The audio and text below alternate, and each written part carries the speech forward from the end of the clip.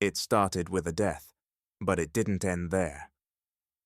In the winter of 1897, in a quiet village in Greenbrier County, West Virginia, a young woman named Zona Heastershoe was found dead in her home. She had only been married a few months. Her husband, Erasmus Shue, claimed she had fallen down the stairs. Just an accident. But something about her death didn't sit right. Her body was laid out for the funeral, dressed in a high-necked dress with a stiff collar. Her husband insisted on placing a scarf around her neck, a red one. He said it was her favorite. No one questioned it at the time. During the service, Erasmus wouldn't let anyone get too close. He wept. He kissed her. He adjusted the scarf again and again. Some thought it was grief. Others felt something darker. The town doctor had only given a quick look before declaring Zona died of natural causes. The case was closed, but her mother knew something was wrong. Mary Jane Heaster had always been close with her daughter. She felt it in her bones. Zona's spirit was not at rest. The night after the funeral, she prayed. She asked for a sign, and a few nights later, she got one. It began with a chill in the air. Then, the faint scent of roses, Zona's favorite flower. Then came the whisper. Mama! Zona's ghost had returned. The ghost didn't appear just once. She came to her mother 4 nights in a row, each time more clear, more real. She didn't float or moan like in stories. She stood, pale and sad, like the Zona her mother remembered, but different, colder, still. She spoke softly, but her words were sharp. He killed me, Mama. He was angry. We argued that night. He grabbed me, and he broke my neck. Mary Jane sat frozen. Zona stepped forward and turned her head, not gently, but fully, a complete twist. Her neck hung at an unnatural angle, bones cracking in silence. Then she vanished.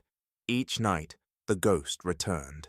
She told her mother how her husband had abused her, how he would become violent behind closed doors, how she had tried to hide it, how that final argument turned deadly. The details never changed. Mary Jane wasn't imagining things. She remembered every word, every movement. On the 5th day, Zona didn't come. Mary Jane got dressed, walked into town, and went straight to the local prosecutor. When he opened the door, she looked him in the eye and said, "My daughter came back from the grave. She told me how she died, and I want her murderer brought to justice." The prosecutor didn't laugh. He didn't roll his eyes. He listened. Mary Jane's calm voice, her unwavering story, and her pain struck a chord. Something about it felt true, or at least worth checking, so he reopened the case. Zona's body was exhumed. Weeks had passed since her burial, but when doctors examined her, they found exactly what the ghost had said. A broken neck, not a fall, not an accident. 3 fractures in the neck bones, clear signs of strangulation. Erasmus Shue was arrested. At first, he protested. Then, he smiled. "They'll never believe a ghost," he said. But what he didn't know was this. The town already did. More details came out. Erasmus had been married twice before. One wife had died mysteriously. The other had left him, saying he was violent and cruel. It was all coming together. The trial began in June of 1897. Mary Jane took the stand and told the court exactly what her daughter's ghost had said. The judge let her speak. The jury listened. People whispered. Some believed, some didn't. But the physical evidence spoke for itself.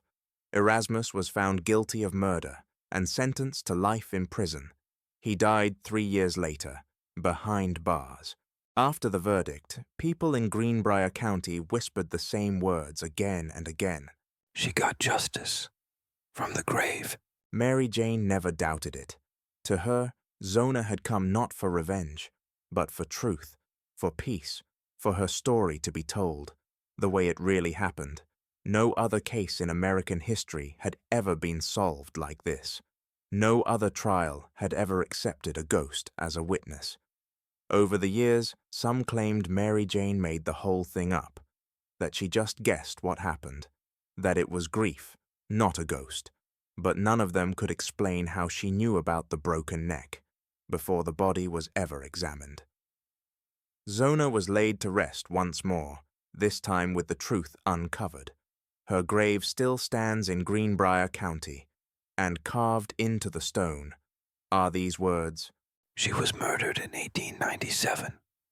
The perpetrator was tried and found guilty.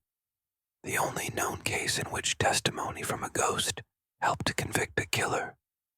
They say the dead never rest when no one's listening. But you're listening.